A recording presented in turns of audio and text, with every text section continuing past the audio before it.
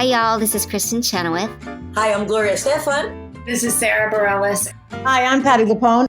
This is Lin-Manuel Miranda. You're listening to the Broadway Podcast Network.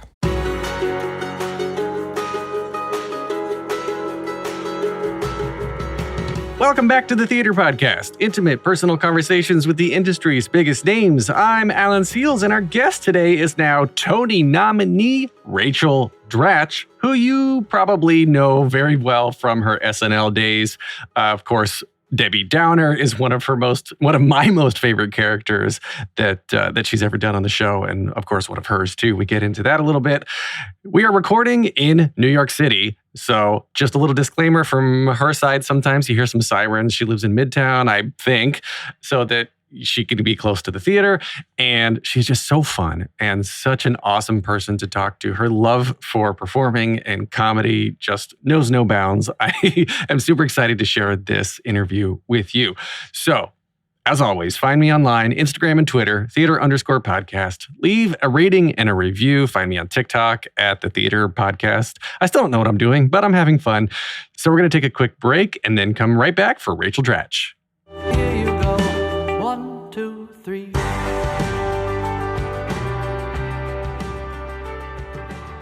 Today's guest is no stranger to live performing, having been a cast member on Saturday Night Live for 7 years, originating Debbie Downer, one of my all-time favorite characters, and still being seen for the occasional guest appearance. She's got her own memoir called Girl Walks Into a Bar, has hosted her own late-night show, has numerous off-Broadway credits, and now just made her Broadway debut in POTUS, or Behind Every Great Dumbass, Are 7 Women Trying to Keep Him Alive?, which just resulted in a 2022 Tony nomination. Rachel Dratch, welcome to the Theater Podcast.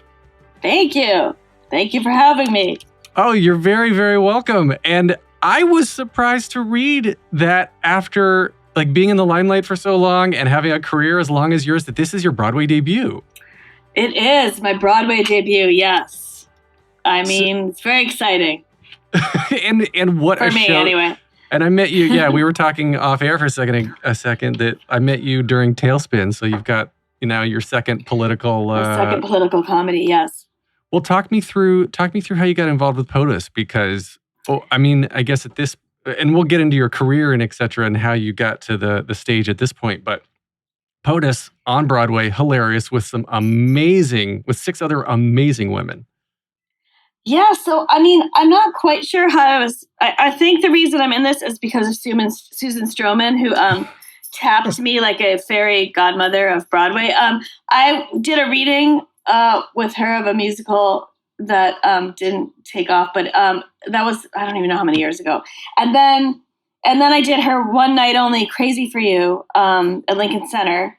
I had a pretty funny part in that one. So I don't know, I guess she had me in mind when she was directing this as someone to round out the comedy cast of this show. So I believe it was all because of Stro, as I now call her, now that I'm in the Broadway scene. So that's how it all came about. That's so much fun. I saw the show the other day, and I'm not going to spoil anything, but it's a group of people coming together, the cast coming together. And I've known Lily Cooper for a long time, and just this cast of women coming together. I've never seen all of you together, or even pairs of you together before, and you all work so well together, and I guess Stroman too. When you're working together, when you're getting to know the script, when you're getting to know each other, how much of the timing, of what we see on stage came from the script, came from Stro, and how much did everyone bring into each character? Oh my gosh. I don't know. It's it was kind of a mix of everything. Susan Stroman is so chill, but she has her own, she has a vision, but she never comes in. It's this is what I see here. She just very calmly and mellowly says start here, go here, whatever. And then, brings her whole comic sensibility to it. But she's also extremely open to what all the performers bring. So it never felt I don't know, it just felt very, very organic in terms of what all the actors brought. And it was a very lovely process. And then, yes, Susan Stroman's very open to people's comedy ideas too.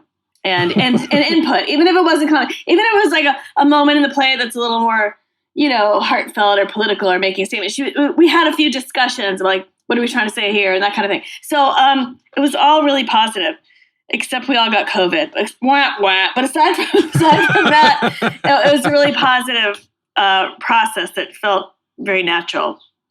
So is now the process of Broadway 8 shows a week, compare that to the pressure that I suspect people are under on SNL, right?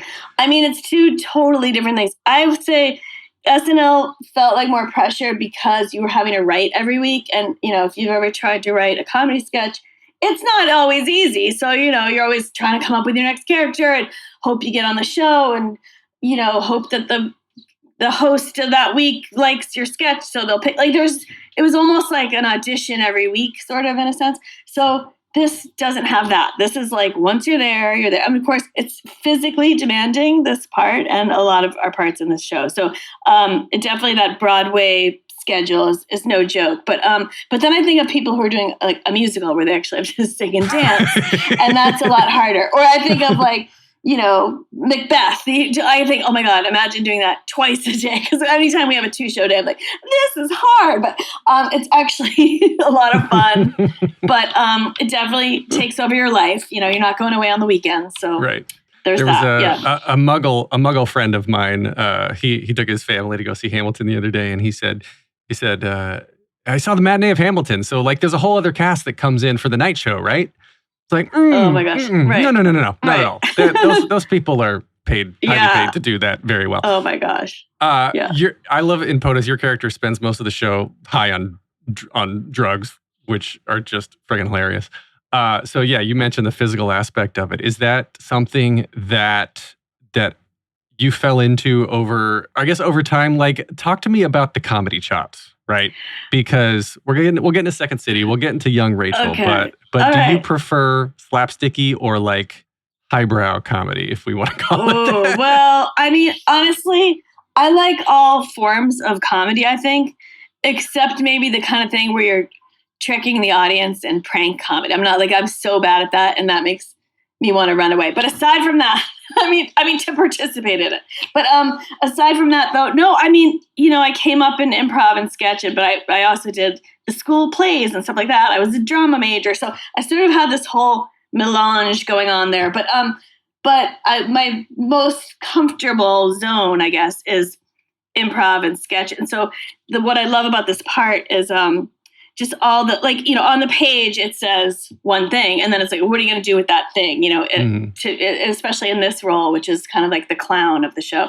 So I love that thing where you're finding, oh, if I do this, this will get a really big laugh, or the thing, that whole sort of science of on stage, it's weird. If I move my hand here and then say the line, it gets a laugh. But if I do it at the same time, it doesn't. I love all that stuff. So it's just fun to experiment and try all that stuff out in front of the audience. And so, yeah, I don't know. I guess I really love doing physical comedy, but I've never thought of myself as I am strictly a physical comedian. I've never really even thought of that until this play came along, I guess. So, yeah. It's strange when I did some of my own improv in college because I'm that guy as well. And people are like, why? It's improv. Why do you rehearse? Why do you practice? Why do you practice improv? And the answer I would always give them was it's that part of your brain is a muscle, just like anything else needs to be flexed, you need to strengthen it. You need to grow it because you need to be able to train yourself to be able to react in certain ways. And people make fun of the yes and part of things all the time, but it's so important to come out and add to a scene, or only come out when a character is needed instead of just coming out to get some attention, right? So go ahead.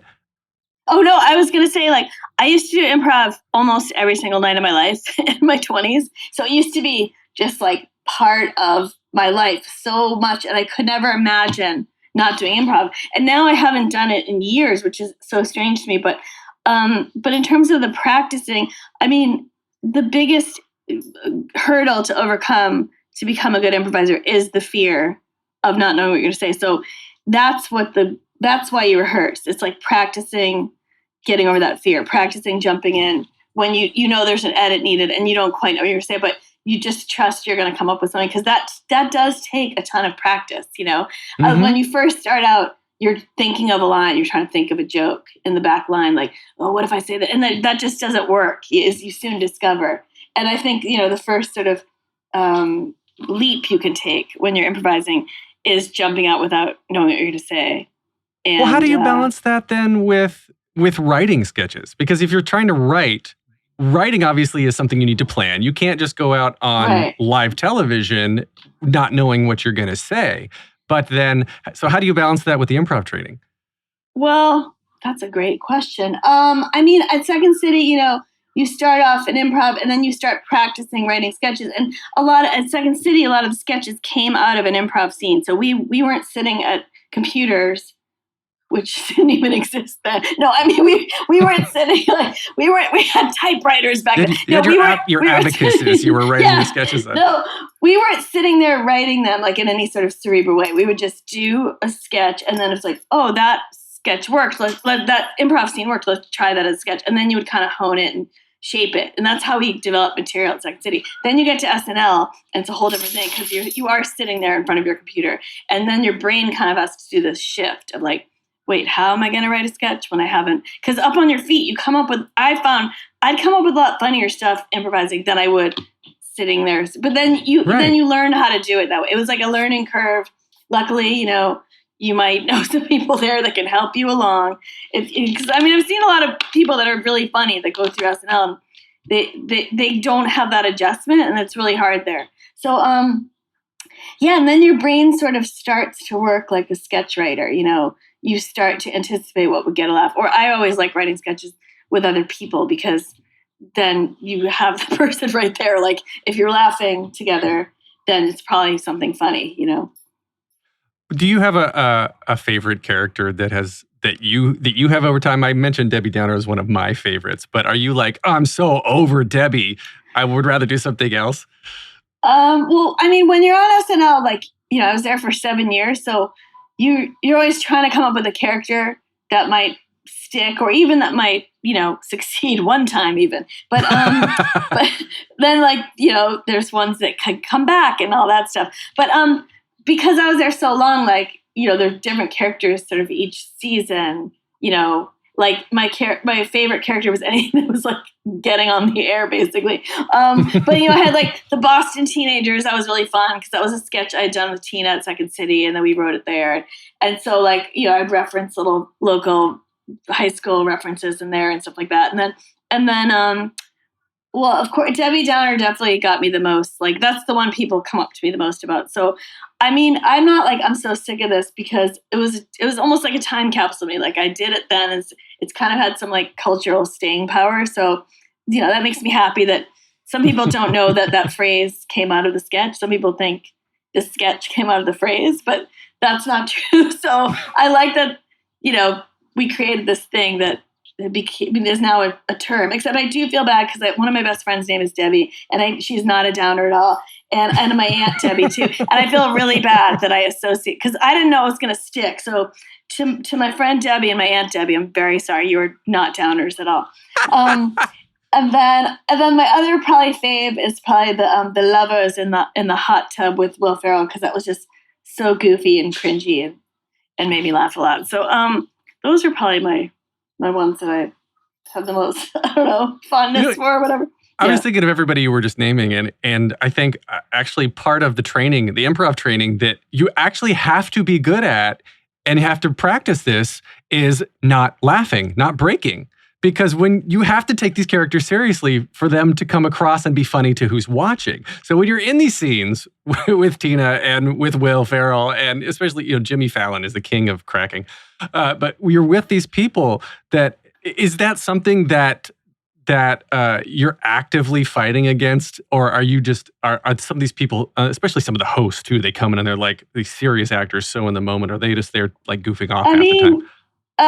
I would try not to laugh because, back before I was ever on the show, I always liked it when people cracked up because it just made me laugh at home. But you try not to, just because it's sort of a cheap laugh. The audience is going to go nuts. So you try not to do that, just because then they're not really laughing at what you're saying. They're just laughing because you're laughing. So I would really try, but there were a few times, obviously that first Debbie Downer, we really lost it, and a few other times.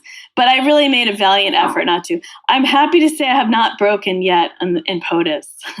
So really? I thought because I'm like, I am not gonna break on Broadway stage. No, what? I think it was I think it was Leah. Was it when I was watching it? I think someone almost broke. I can't remember. I can't remember who it was though. I was going to ask if it was you, but yeah, that's impressive because POTUS is so funny, and all of you just don't stop. Yeah, I mean it's a lot of fun. Do you have a favorite? I guess a favorite moment in that, because I mean your character is all over the place. I mean, I love so many moments that Selina Fillinger has written.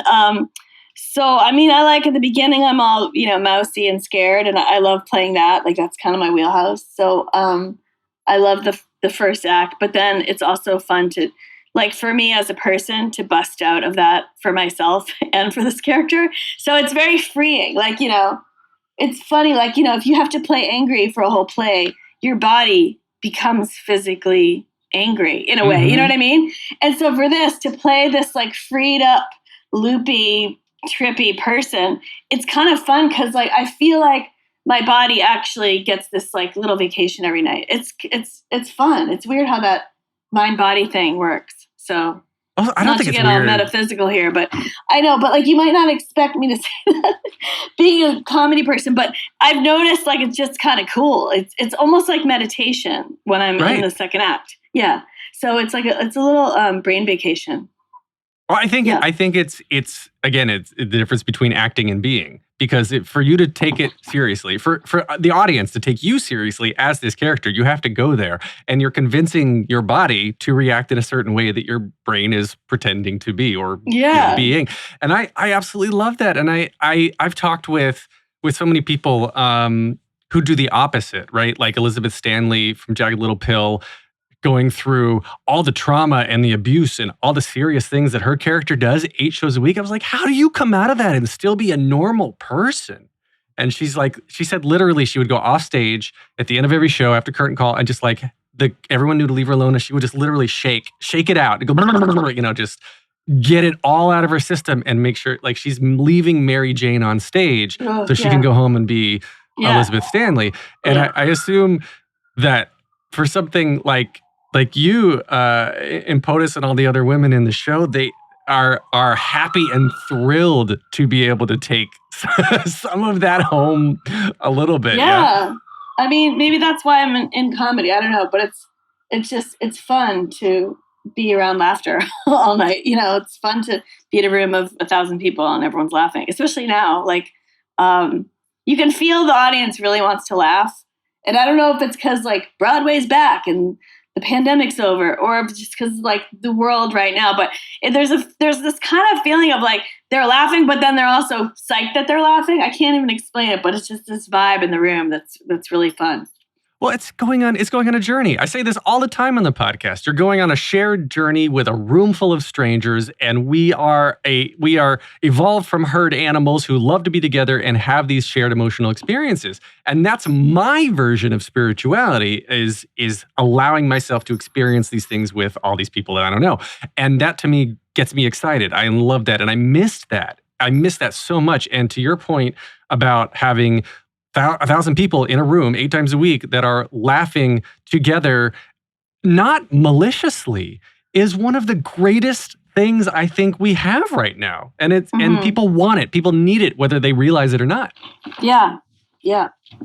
So why did you get into, why'd you start performing in the first place? Because I feel like there's the people who are super shy and, like you said, want to get over that fear and get in front of people. And then there's the other people who are super needy and want the attention and crave that attention. And there's very little in between.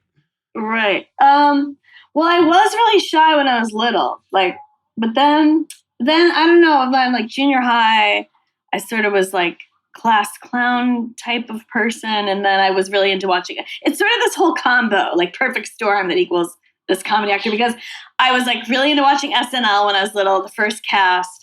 And, my dad was very funny. So like my parents appreciated comedy. And so, when I was really little, they watched like Laugh-In and then Carol Burnett and like I said, SNL. And so I had that going on around me. And then like I was into the school plays and stuff like that. And so I don't know. Then I found like in acting, I wasn't a kid. It was like, I'm going to be an actor. Like it wasn't this, but I just thought like, oh, that'd be really cool. Like when I was watching SNL, I was like, how do they, I remember I went to see Annie when I was like 10 or something. And I was like, wait, how are these kids up there? Like, how do I do that?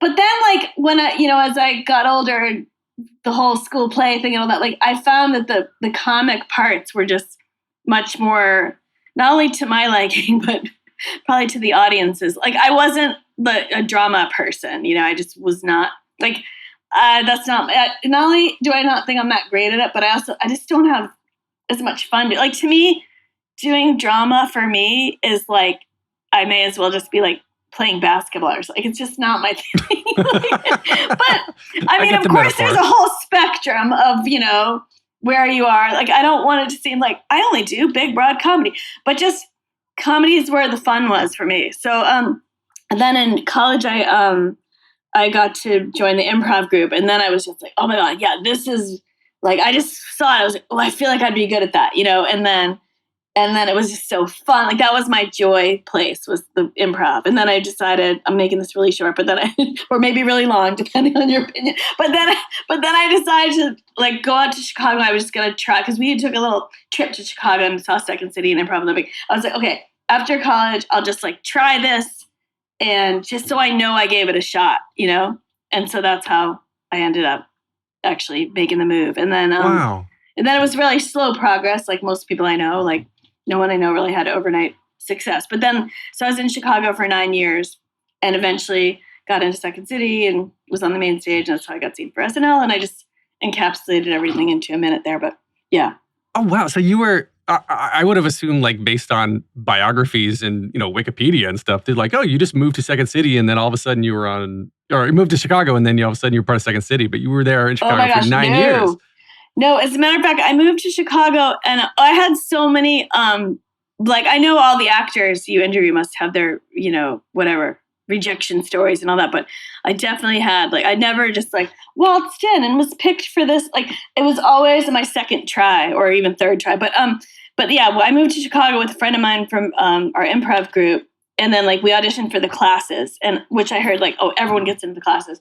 And I didn't get into the classes. Like we just moved. I didn't get into class, and I was like, oh, what have I done? Like pack up everything, but I stayed. Then it took a while. Like then I got into classes, and then like I auditioned to the touring company and to get in. And then but I was doing other things, like little plays and stuff like that. And then so even SNL, I auditioned, didn't get in the first time, got to audition again a year later, got it that time. So.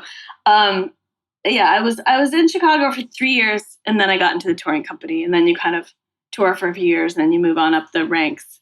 So, but Chicago was so fun because it was this whole, like, I mean, improv was my world there, and comedy, and like everyone who moved there back then, like everyone had moved there from all over at age, whatever, 22, 23 to do this thing. And, so there was this giant crew, and everyone, like many, many people, are in comedy now that were there then. So it's kind of cool that, because you hear how it's so hard to become an actor.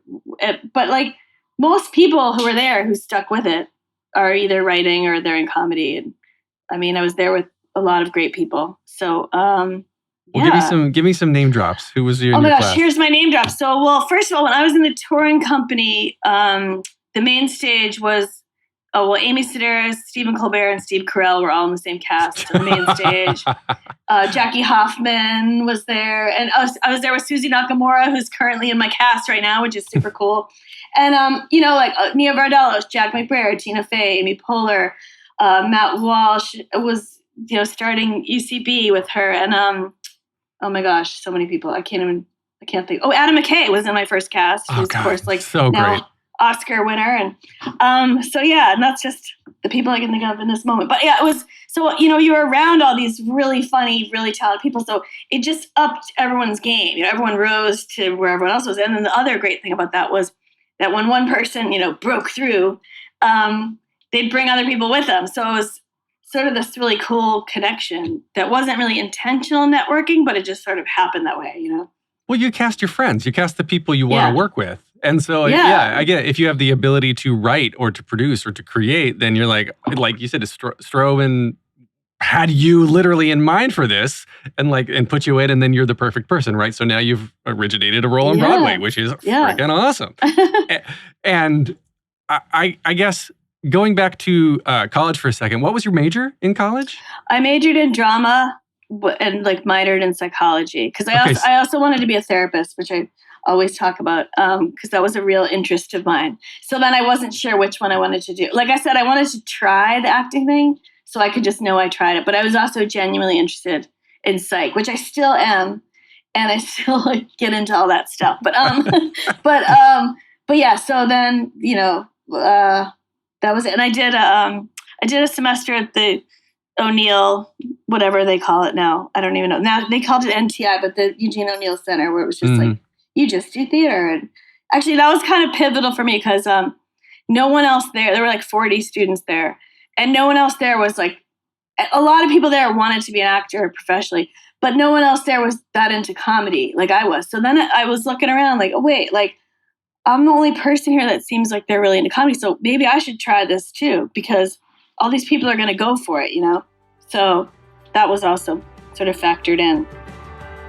We're going to take a short break. Stay tuned for more of the episode.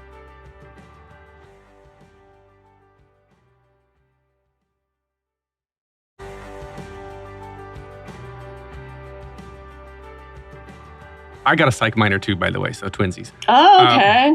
But for a much different reason. I was going to go into, I originally thought I was going to do artificial intelligence in Japan. So I wanted to understand the psyche of the brain. Anyway, that's a whole obviously other session. didn't go there.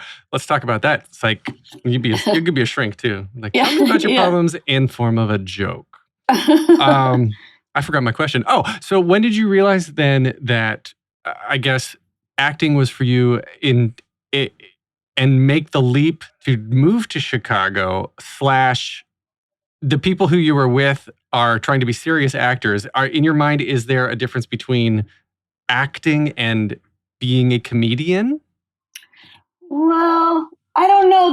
I just meant the people that I was around for that particular thing. No one seemed that into comedy as I was. So I was into sort of comic acting. I didn't really know improv, SNL, whatever. When you're just starting out, you're I don't know what exactly, but I know I like comedy. So, oops, there's a siren going by. This is gritty New York, folks. Let's see. And then, I was mainly into improv when I moved to Chicago, my goal was Second City when I moved to Chicago. So, like I said, I was just sort of, I'll see how it goes. And then what I found is that you hear people the 5-year plan. If I haven't made it this far in 3 or whatever years, I don't know anyone that did that. It was more did I make a little bit of progress each year, and then if I did, then that sort of hooked you in for another year, so that's how it sort of worked for me. Well, that works. What is it? Andre DeShields said, the top of one mountain is the bottom of the next, right? Oh, yeah. Yeah, he said in his Tony speech. And so you remember to turn around and look back and see where you've come from, and see the journey you've just been on. But yeah, there's always more to go. There's always more to do.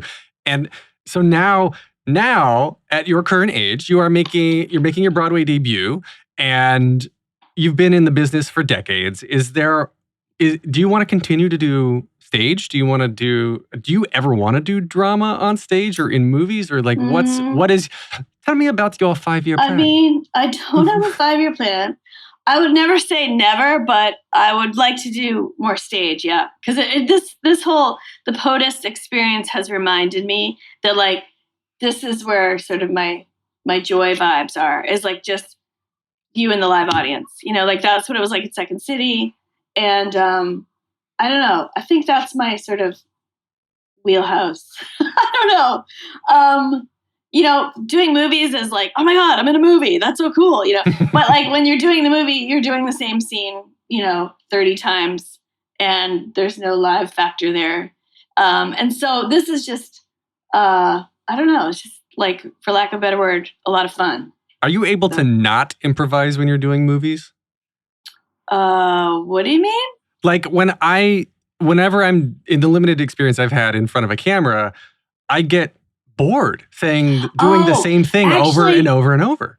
Okay, actually, I don't really like improvising on film because usually I think the script is good and the person has worked really hard on the script and getting language just right. So like if you have another idea for a joke you want to throw in, yeah, that's one thing. But if there's people are like, and this take just makes it up. I'm like, no, like it's weird, but it's not really my thing to just like, I'm going to come up with a joke on the spot that's better than what the person, worked really hard on. So I like it when a director is like, do whatever you want in this take sometimes.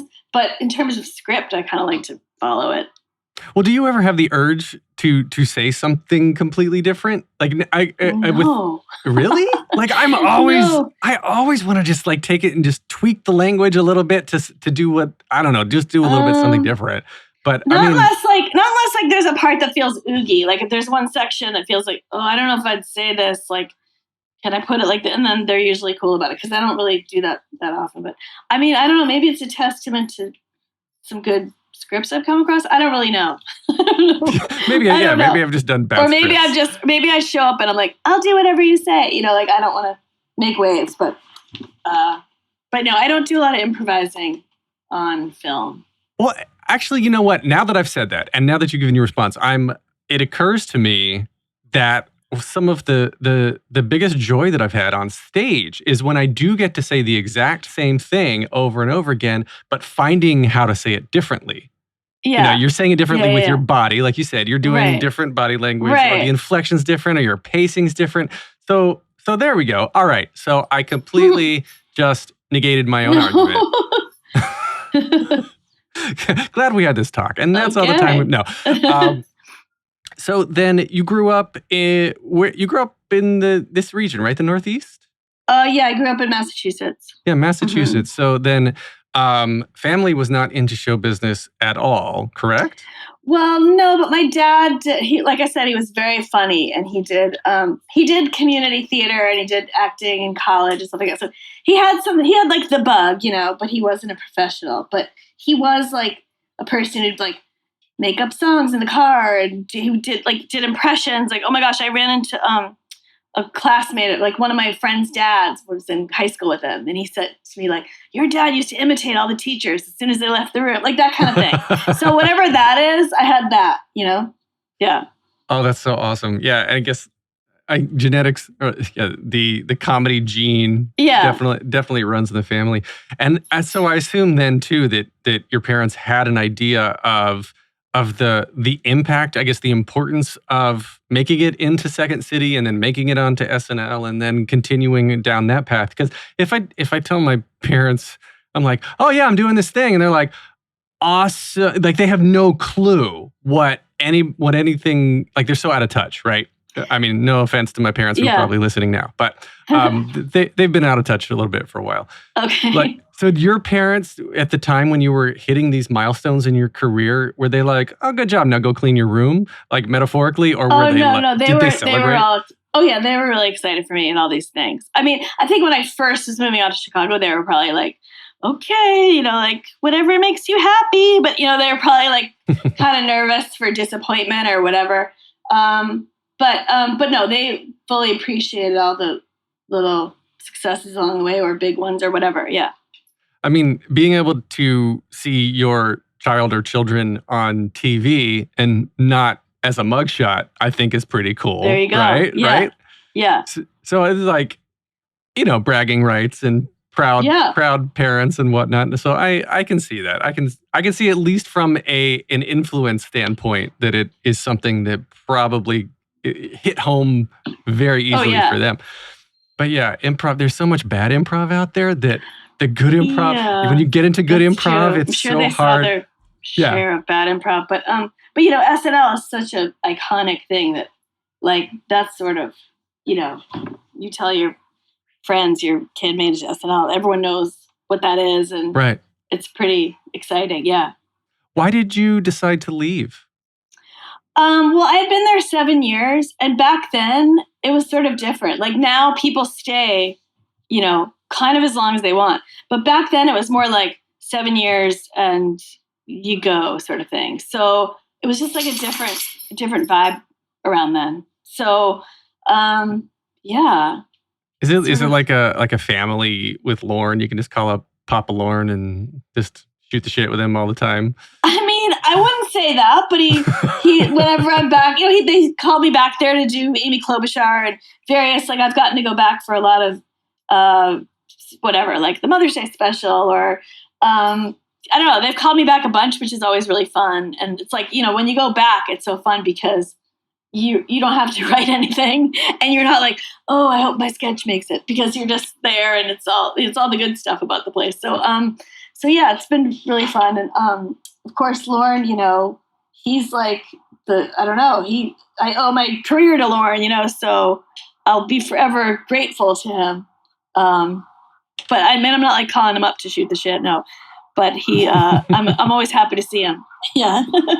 Well, it seems like the experience. I mean, I say this with Broadway shows and going through the rehearsals and texts, and it's a form. Like you bond so much emotionally, and I say it's a form of trauma, and not in a bad way. But like doing a comedy is hard. It takes a lot of serious work to do a comedy because you have to work so much at it and make it right, and finding the moments and whatnot. And you're still finding the moments after you open, because even though the script is locked, you're doing different things different ways, right? And the added pressure of live TV internationally. Well, it's live TV, but like now with the internet, everything goes out internationally almost immediately, right? So, and I talked with when I was talking with Bill Hader once, he said that he would legit have panic attacks before every single live show because of the pressure of all of that. And I feel like with you coming out of it, and going back again to the pressure and the trust you have to place in your fellow castmates, going out and doing improv when you don't have lines, script aside, when you're going out and trusting your scene partners to lift you up and for you to lift them up. I feel like that bonds people in a way that is incomparable to many other situations. So like these are lifelong friendships that you're always going to have. Yeah, I mean, there's that, and then just also coming up with this, like SNL has its share of like triumphs and tribulations. Like it's like your dream job, and it's also like a lot of pressure, and it's this great ensemble, and really good friends, like you said, like only someone that's been there knows what it's like, and so it is very bonding. And same with but I mean, I feel like you can kind of say that about most plays. Like something about theater just is like. I mean, I did this play 10 years ago called Minsky's, this musical that we did out at the Amundsen in LA, like with a possible Broadway move, but it never happened. But like, I still have really good friends from that show. Like there's something about, I don't know, just your theater buddies, and like the laughs you have, or like when you're out there and the audience isn't responding at all and you're just looking into each other's eyes, like, oh my God, like there's something oddly thrilling about that. I mean, or being up on stage at an improv show where everything's dying. It's just like, it's like riding a roller coaster. While you're in it, it's not that fun. But looking back, I can laugh at the worst shows we've ever had. So yeah, it's sort of like this bonded fraternity or sorority or whatever the heck is now an okay thing to say. Non-binariority. A group of like-minded individuals, yeah. In your memoir, so it came out in 2012. Full title is Girl Walks Into a Bar, Comedy, Calamities, Dating Disasters, and Midlife Miracle, which covers a bunch of things, two of which that I wanted to call out. That one of which is that I didn't know this until recently, that you were the original role that Jane Krakowski ended up having permanently on 30 Rock. Like, so you were originally cast. That is true, yeah. Yes. And then unexpectedly got pregnant at 44. Yeah. That's the midlife miracle, I assume. 43 and 8 months, but okay. No, 43 and 10 months. No, I'm just joking around. Yes, I had my child at 44, yes. Mm-hmm. So if we can you talk about the experience with 30 Rock, though? Because you talked about the family and coming up with Tina and whatnot. Tina Fey. I mean, I kind of like, I'm not saying this because like, I don't want to talk about, but I've talked about this like so many times that now I feel like I could say like in 3 sentences, like, I was cast in this part and then it got recast and that's what happened. I don't know. I'm just like, so like, it's like now how many years ago? I don't know. 15. So I don't know that I have anything maybe? like new to say about it other than that, like, you know, in showbiz that this happens to everybody and it wasn't like that crazy for me. But the crazy part was it got a lot of media attention at the time. And so coming out of SNL with all this like kind of negative spin on it. Whereas I didn't even like, basically I got shifted off that to do these little parts and I was totally fine with that. Like I could see even, you know, I would see like the sense of that, I guess is what I'm saying. But it just got a lot of like blow up media crap. And it was sort of my first and thankfully only intro to, I don't know, just like being asked this question this many years later, you know what I mean? Like, cause it's just this, people wanted to like find a scandal in it, I guess. Oh, no. I didn't bring it up for scandal back reasons. then. No, I don't mean you. I just mean like back then it was like so I've just answered this so many times, but anyway. Well, I brought it up because you had mentioned that happened and you had mentioned you were doing the show in LA it was talking about Broadway and didn't come to Broadway. And there are so many people of named notoriety, yourself included, who are in these great things that everyone, you can put a great actor in a crappy script and it's still a crappy script. And sometimes things just don't work. And the point I'm trying to make is that throughout the career, like you said, it's riding a roller coaster. There's the micro riding the roller coaster of doing individual shows, and there's the macro riding the roller coaster of the whole business of show business. Because you never know when a global pandemic's going to come and just shut your ass down. Exactly. So what are you going to do after that?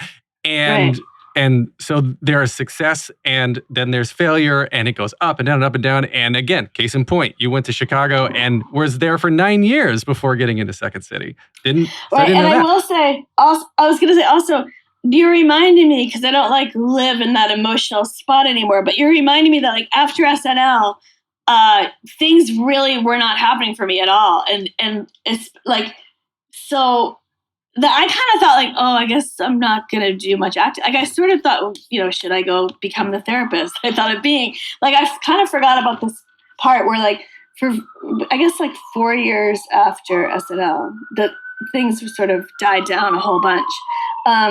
But then I had the surprise of a baby. So it was one of those, like after Second City, things also kind of died down a lot. And then I just sort of learned over time to, if you're in a dip, don't like live in the dip. Like just know there's gonna be something else. So have fun when you're in the dip. Like do other things that you don't have time for when things are slow, because something else will probably be coming along. So it was a good kind of lesson for me, actually. Yeah. Well, that's the therapist aspect of you, right? You got to look for. I guess so, but it took me a while. It took me a while to learn that. Yeah. I love that. What, therapists are required to be in therapy themselves? I know my therapist is. My therapist is. Yeah, she tells me about her therapy. Well, no, doesn't tell me specifics, but yeah, I think there are a lot. Anyway, so let's wrap up the episode here with 3 closing questions that I ask everybody. The first one, just very simply, is what motivates you? Oh my God. I'm so bad at these. I'm so bad at these rapid fires. What motivates me? Like, laughing. How did somebody else answer this? I want to copy them. That's been, let's see. People have said money. People have said family. Oh, geez. I would say for you, probably laughter and being lifted up. But yeah, I'm not going to put words in your mouth. Laughter. I mean, I do really like being a mom, so that's been a fun, next chapter. So I find hanging out with my kid very motivating. Oh, it's the best and the worst all at once. That's my answer. Yeah. All right. What advice would you give to your younger self and younger people listening now, starting out down a similar path? Well, I mean, two versions. One is the more practical version where I say, like, whenever anyone asks me like about getting into comedy, I always say to take classes, because it is a sort of a natural community that you get to hook into. And that's how, like, everyone that I know that is doing this started out in classes. So even if you think you have nothing left to learn, which of course we probably know isn't true, but it's not just for what you'll learn there, but who you'll meet there and the community you'll get involved in. And then the other advice I would say is what I just said that I learned myself is don't take like if your friend gets something great, that doesn't mean you're not going to get something great. Or like it's the long road, or like, if you're having a dip, it doesn't mean it's gonna last forever.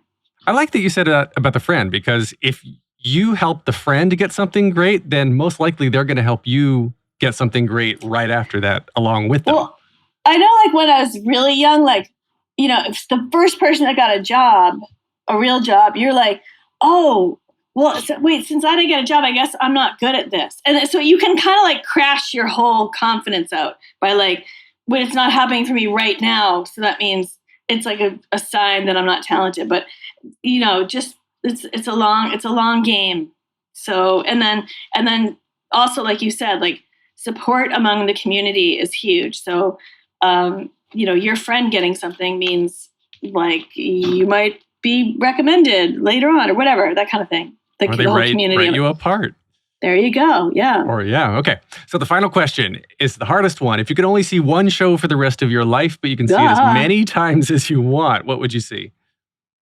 Like a theater show we're talking? Well, I say any show, but yeah, we'll go with theater. Oh, sheesh. I'm going to choke on this. What if I have no answer? You can do, you can do TV. You can do Can TV. we edit? Yeah. we are live broadcasting. Oh no. No. Okay, there's two things that came to mind. There's two things that popped into my head. Two movies. Are they allowed to be movies? Yeah. Okay. The first thing I thought of was Spinal Tap. It just popped in my head. But this is a theater show. So instead I'm gonna say Brigadoon. No, I'm just kidding. I've never seen that. War Horse. Play. It could be musical. A musical. Anything. It could be a TV show if you like TV. I'm choking so hard on this. I'm gonna say Music Man, and then I'll go to hell singing 76 trombones 1,000 times over. The third time I'll be like, why did I pick Music Man? No, I was in Music Man in high school, so I know all the music. So maybe that's why it jumped into my mind. It was one of the first. You're not pleased with that answer. No. I'm saying Music Man. that was an affectionate sigh, because Music Man is one of the three shows I grew up as a kid watching on repeat on VHS. That's what got me into theater. So I have a very strong fondness for Music Man. That's what's like. Oh, that's my love. My love. Oh yeah. For Music Man. Okay. Yes. I mean, like I said, I'd probably regret it after the third round of Wells Fargo Wagon, and then I'd say, why didn't I pick Midsummer Night's Dream, which has a lot of depth to it? I'm sure I could get something different out of it every single time. I've said is interesting. Before the pandemic, the most common answer was Sweeney Todd.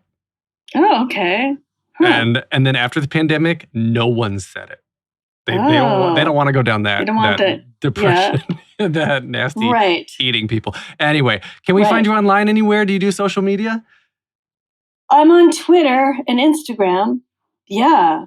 That's where I am. Oh, sorry. I'm at The Real Dratch. I'm at The Real Dratch on Twitter. And on Instagram, I'm at Ray Dratch. RAE Dratch, because I apparently couldn't figure out how to make them both the same thing for ease. But yeah.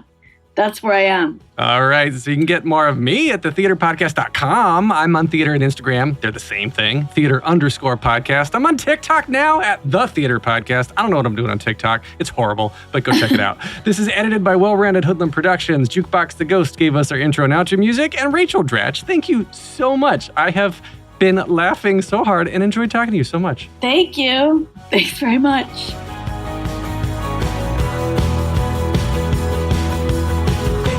Breath, make the world a little colorful.